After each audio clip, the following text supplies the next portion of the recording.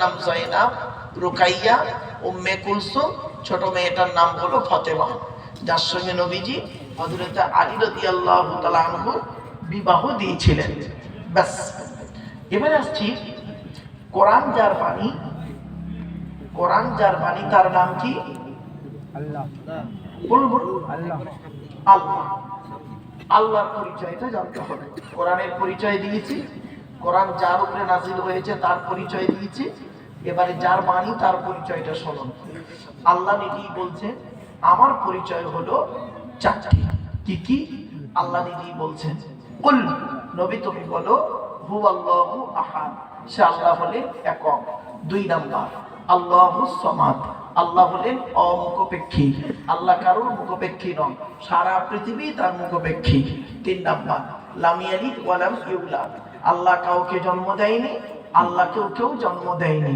4 number ওয়া লাম ইয়াকুল লাহু কুফুয়ান আহাদ, আল্লাহর সমকক্ষ কেউই নেই। এই হলো আল্লাহর 4টে পরিচয়। এবার আসছি, তাহলে আল্লাহর পরিচয় পেয়ে গেলেন, নবীর পরিচয়টা পেয়ে গেলেন, কোরআনের পরিচয় পেয়ে গেলেন। এখন আমরা কোরআন খুলবো। কোরআন খোলা আমার হাতেই রয়েছে, কোরআন দেখতে পাচ্ছেন, দেখতে পাচ্ছেন তো আপনারা? হ্যাঁ। আজকে কোরআন সামনে নিয়ে বসেছি, কোরআন থেকে আলোচনা শুনবেন। এবারে কোরআন খুলতে গেলে, কোরআন খুলতে গেলে প্রাথমিক কিছু অবস্থা আছে। সেটা কি? 1 নাম্বার কোরআন বলছে ইন্নাহু লাকুরআনুন কারীম ফি কিতাবিম মাকনুন লা ইয়ামাসসুহু ইল্লাল মুতাহহারুন। সূরা ওয়াকিয়ার মধ্যে আল্লাহ বলে দিলেন যে এই কোরআন হলো মর্যাদাশীল কোরআন। এই কোরআনকে আল্লাহ রাব্বুল আলামিন লাউহুল মাহফুজে সংরক্ষিত রেখেছেন। লা ইয়ামাসসুহু ইল্লাল মুতাহহারুন, বিনা পবিত্রতায় কোরআনকে স্পর্শ করা যাবে না। এখন কোরআনকে স্পর্শ করতে গেলে নাপাক থেকে পাক হতে হবে। নাপাক থেকে পাক হওয়ার 3টে পদ্ধতি। তিনটে পদ্ধতি। 1 নাম্বার কি? ওযু, 2 নাম্বার তায়াম্মুম, 3 নাম্বার গোসল। ওযুর ফরজ হলো 4টে, কোরআনে বলা আছে। কোথায় লেখা আছে কোরআনে? 6 নম্বর পারা, 7 নম্বর পৃষ্ঠা, 1 নাম্বার লাইন, সূরার নাম সূরা মাইদা, আল কোরআন। আল্লাহ বলছেন ইয়া আইয়ুহাল্লাযীনা আমানু ইযা কুমতুম ইলাস সালাতি ফাগসিলু ওযুহাকুম, হে ঈমানদার বান্দাগণ তোমরা যখন নামাজের জন্য দাঁড়াবে, ফাগসিলু ওযুহাকুম, তোমরা তোমাদের মুখমণ্ডল ভালো করে ধৌত করবে। ভালো করে শিখে নিন মুখমণ্ডল কতদূর ধৌত করবেন। এ চুলের গোড়া থেকে নিয়ে থুতনি পর্যন্ত, এ কানের লতিকা থেকে নিয়ে অপর কানের লতিকা পর্যন্ত টোটাল মুখমণ্ডল ধৌত করতে হবে। একটা লোমের গোড়া যদি শুকনো থাকে অজু হবে না, ওই অজুতে নামাজ পড়লে কবুল হবে না। আমরা অজু করি 2 বার, 2 রকম। কি রকম? একটা শীতকালে অজু, একটা গরমকালে অজু। গরমকালে যখন অজু করে দেখবেন কল থেকে মোটে উঠতে চাচ্ছে না, ঠিক। শীতকালে কলের ধারে বেশিক্ষণ থাকতে চায় না, কোন রকম মুখে খালি একটু মেরে দিয়েছেন খবর। এটা মাথায় রাখুন। এই রকম অজু করবে, অজুর মতো করেই করবে। ক্লিয়ার? চলো মা বলে না শুনে নিন। 2 নাম্বার হলো ওয়াইদিয়াকুম ইলাল মারাফিকি, হাতের কনুইয়ের উপর পর্যন্ত ধৌত করতে হবে। 3 নাম্বার আমসাহু বিরুসিকুম, মাথা মণ্ডল প্রসার করতে হবে। 4 নাম্বার ওয়ারজুলাকুম ইলাল কাবাইন, পায়ের গাঁটের উপর পর্যন্ত ধৌত করতে হবে। তার ওযুর ফরজ 4টি জেনে নিলেন, প্র্যাকটিক্যাল করবে। এবার এখানে একটা ছোট কথা বলে নিন, শুনে নিন। আল্লাহর নবী বলেছেন নামাজের সময় তোমরা 2টো জিনিস কখনোই করবে না। দুটো পুরুষরা শুনে নিন, নামাজের সময় 2টো জিনিস কখনোই করবে না। কি কি? 1 নাম্বার কি জানেন? পায়ের গাঁটের নিচে কাপড় ঝুলিয়ে পড়বেন না। বারে বারে বলছি, পুরুষদের নামাজ হবে না কিন্তু। অনেক পুরুষ দেখবে পায়ের গাঁটের নিচে কাপড় ঝুলিয়ে পড়ে নামাজের সময়। যারা প্যান্ট পরে, লুঙ্গি পরে, পায়জামা পরেন, অনুরোধ করে বলে যাচ্ছি, যখন নামাজে দাঁড়াবেন প্যান্টটা একটু গুটিয়ে নেবেন, পায়জামাটা গুটিয়ে নেবেন, নইলে নামাজ হবে না। বা নবীজি বলেছেন, আমি বলিনি, আমার ভুল বুঝবেন না। নবীজি বলেছেন নামাজের সময় দুটো জিনিস কখনোই করবে না। এক নাম্বার কি, পায়ের গাঁটের নিচেই কাপড় ঝুলিয়ে পড়বে না পুরুষরা। আর দু নাম্বারটা খুব ইম্পর্টেন্ট, খুব ইম্পর্টেন্ট, কি, মুখ ঢেকে নামাজ পড়বে না। করোনার সময় দুটো করে মাস্ক লাগিয়ে চাচা আমার জুম্মা পড়তে গেছে। ঠিক ঠিক না? ঠিক। বাড়ি থেকে ভাববেন বাড়িতে গিয়ে। নবীজি বলেছেন খবরদার নামাজের সময় দুটো জিনিস করবেন না। আজ অনুরোধ করে গেলাম, আর এরকম নতুন নতুন কিছু কথা শুনবেন। হাদিস কোনোদিন নতুন নয়, মনে রাখবেন, হাদিস কোনোদিন নতুন নয়। আপনি জানেননি বলে আপনার কাছে ওটা নতুন। হাদিস ১,৫০০ বছর আগে নবী বলেছেন। ঠিক না বেটি? ঠিক। আমরা জানি না তাই আমাদের কাছে নতুন হাদিস। এই যেমন একটা কথা বললাম, মুখ ঢেকে নামাজ পড়া, এই মাস্ক পরে নামাজ পড়বেন না। কেন পড়বেন না? রাসূলুল্লাহ নিষেধ করেছেন মুখ ঢেকে নামাজ পড়বে না, আর পায়ের গাঁটের নিচে কাপড় ঝুলিয়ে পড়বে না। অনেক যুবক ছেলে দেখবেন জুম্মার দিনে পায়ের গাঁটের নিচে কাপড় ঝুলিয়ে নামাজ পড়ছে, খবরদার নয়। এ প্রসঙ্গে একটা কথা আপনাদের জানিয়ে যাচ্ছি। আচ্ছা, এই পৃথিবীতে মুসলমানদের সংখ্যা বেশি না ইহুদিদের সংখ্যা বেশি? মুসলমানদের সংখ্যা বেশি। তো এই পৃথিবীতে মার খাচ্ছে কারা বেশি? ইহুদিরা বেশি মার খাচ্ছে না মুসলমানরা মার খাচ্ছে? মুসলমান। যাদের সংখ্যা বেশি তারা মার খাচ্ছে। কি আশ্চর্য, লজ্জাজনক। কতদিন মার খাবেন? আল্লাহ যতদিন খাওয়াবে। না, শুনিনি কতদিন খাবেন, রাগ করবেন না। ইহুদিদের একটা কিতাব আছে, কিতাবটার নাম হলো তালমুদ। কি বললাম? তালমুদ। ওই তালমুদ কিতাবে লেখা আছে, হে ইহুদিরা, তোমরা সেই দিন থেকে মুসলমানদের সঙ্গে আর পারবে না। মুসলমানদের সঙ্গে সেই দিন থেকে আর পারবে না। কোন দিন? যেদিন দেখবে মুসলমানদের জুম্মার নামাজের জামাত ফজরের নামাজের জামাতের সমান হবে। কি বললো? জুম্মার নামাজের জামাত ফজরের নামাজের জামাতের সমান হবে। তার মানে জুম্মায় যত লোক নামাজ পড়বে তত লোক ফজরের নামাজেও হাজির হবে। আর ইহুদিরা এটা ভালো রকম এখনো জানে, এরা সেই মুসলমান, এরা শুক্রবারে জুম্মার নামাজ পড়তে গিয়ে 3 তালা ভর্তি করে দেয়, আর ফজরের নামাজে ইমাম সাহেব আর গোটা 5 বুড়ো ছাড়া আর কেউ পাবে না।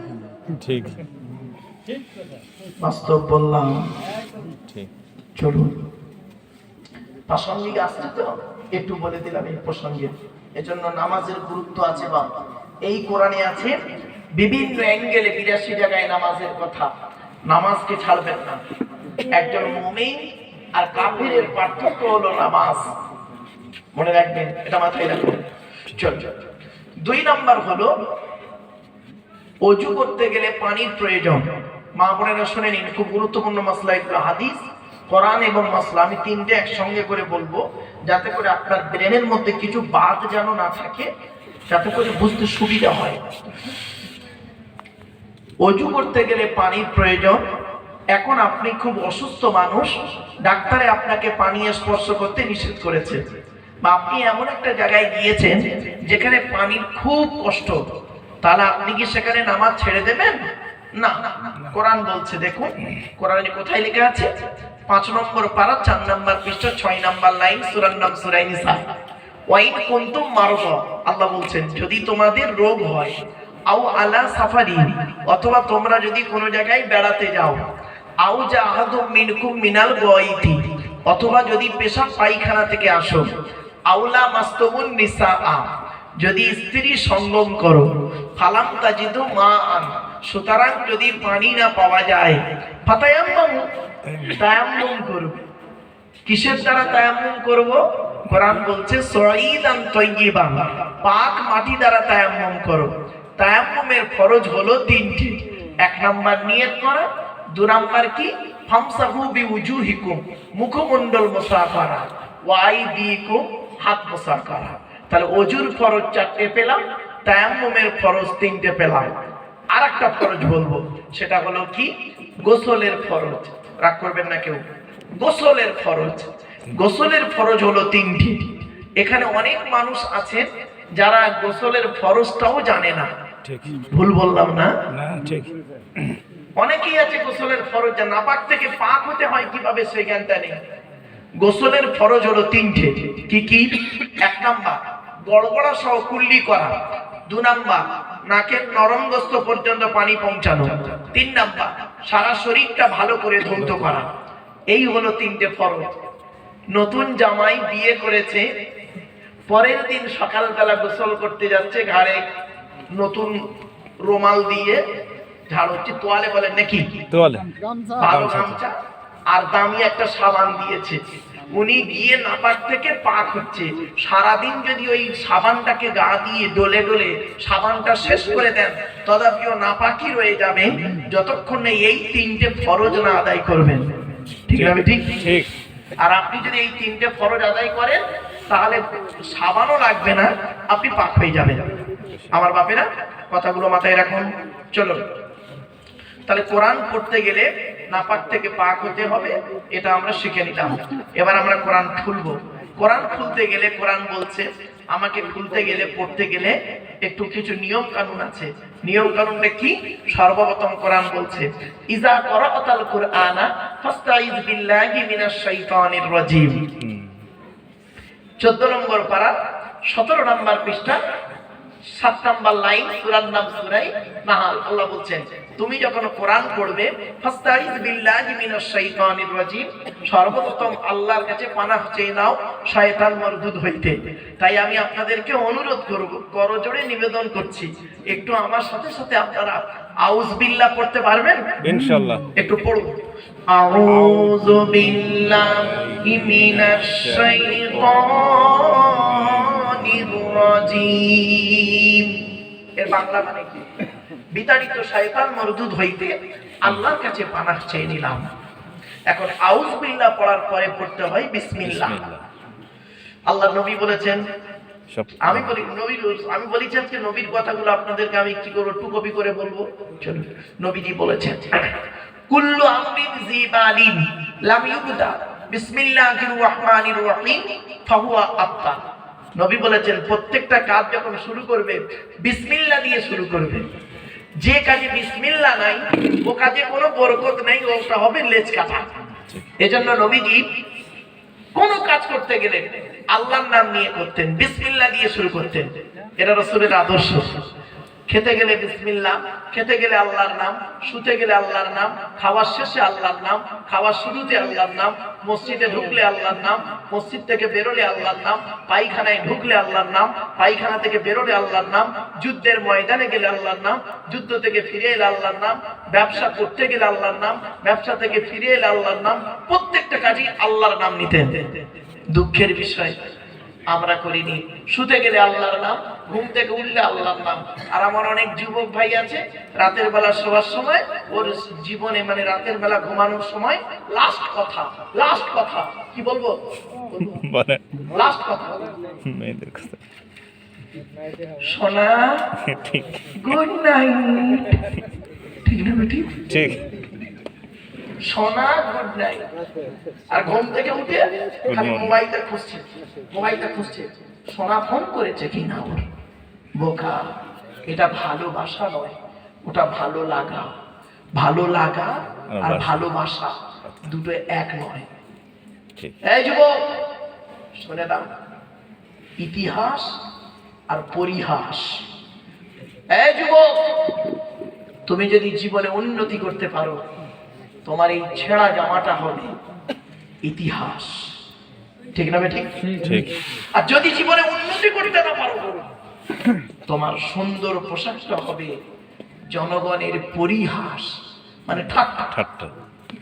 তাহলে ইতিহাস আর পরিহাস, এই দুটো কথা মাথায় রাখুন আজকের বোঝার জন্য। আর একটা কি বললাম? ভালোবাসা, ভালো লাগা। আর একটা কথা বলবো, আবেগ আর বিবেক। কি বললাম? আবেগ। যুবকরা যে কাজগুলো করে, বেশিরভাগ যুবক যখন কোনো কাজ করে আবেগে করে, আর যুবক ছাড়া যারা বয়োজ্যেষ্ঠ লোক আছে কোনো কাজ করতে গেলে বেশিরভাগ কাজ করতে গেলে বিবেক দিয়ে করে।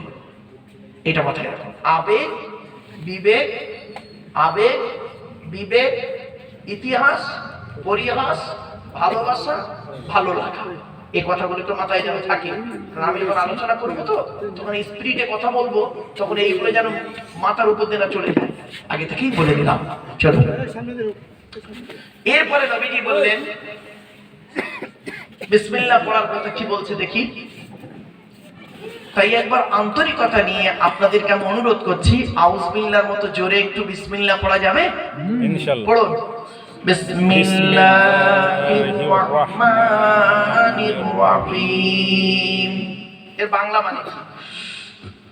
আল্লাহর নামের সঙ্গে যিনি পরম দয়ালু দয়াবান। আমি শুরু করছি, আরবিটা ওদের এখানে ধরে নিতে হয়। আপনি বিসমিল্লাহ পড়লেন কেন? চলুন আল্লাহর নবী কি বলছেন দেখি। বিসমিল্লাহ বলে লাভ কি? এমনি এমনি পড়ালাম বুঝি না। আল্লাহর নবী বলেছেন, কুল্লু মান ক্বালা বিসমিল্লাহির রহমানির রহিম মাররাতান লাম ইয়াবকি মিন যুনুবিহি যাররা। আল্লাহর নবী বললেন, মান ক্বালা বিসমিল্লাহির রহমানির রহিম মাররাতান, যে ব্যক্তি একবার বিসমিল্লাহির রহমানির রহিম পড়বে, আল্লাহ রাব্বুল আলামিন তার জীবনের সমস্ত সগীরা গুনাহগুলো মাফ করে দেবে। সুবহানাল্লাহ। আপনি ভাবলেন এমনি এমনি পড়ালাম না। চলুন আরেকটা হাদিস। আল্লাহর নবী বলেছেন, ইযা ক্বালাল আবদু বিসমিল্লাহির রহমানির রহিম ইয়াযুবুশ শাইতানু কামা ইয়াযুবুর রাসাসু ফিন নার। আল্লাহর নবী বলেছেন, বান্দা যখন বিসমিল্লাহির রহমানির রহিম পড়ে, শয়তান শোনার সাথে সাথে এমন ভাবে দূরে সরে যায় যেমন নাকি আগুনে সীসা গলে যায়। সুবহানাল্লাহ। তাহলে আপনি এমনি এমনি পড়লেন না। চলো এবার আমরা আলোচনা শুরু করব। আলোচনার মধ্যে কোন সূরাটির আলোচনা করব তাই চিন্তা করছি। দেখি, আচ্ছা আগে একটা কথা জিজ্ঞাসা করে নিই, এখানে নারীর সংখ্যা বেশি শ্রোতা? হুজুর বলেন তো স্যার, এখানে শ্রোতা যত আছে নারীর সংখ্যা বেশি না পুরুষের সংখ্যা বেশি? নারীর সংখ্যা বেশি। আমার মা বোনরা বেশি এসছে, তাই তো? তাহলে কোরআনে এমন একটা সূরা চয়েস করি আজকে যেখানে নারীদের আলোচনা বেশি আছে, বেশক। পুরুষের আলোচনা আছে, চিন্তা নেই, হবে? হ্যাঁ। সেই সূরাটা নির্বাচন করে মারিয়া। ওদেরকে বুঝান। দেখে আলোচনা হোক না, দেখা যাক ইনশাআল্লাহ। আচ্ছা আর একটা একটু প্রশ্ন করবো, এখানে যেহেতু রেকর্ডিং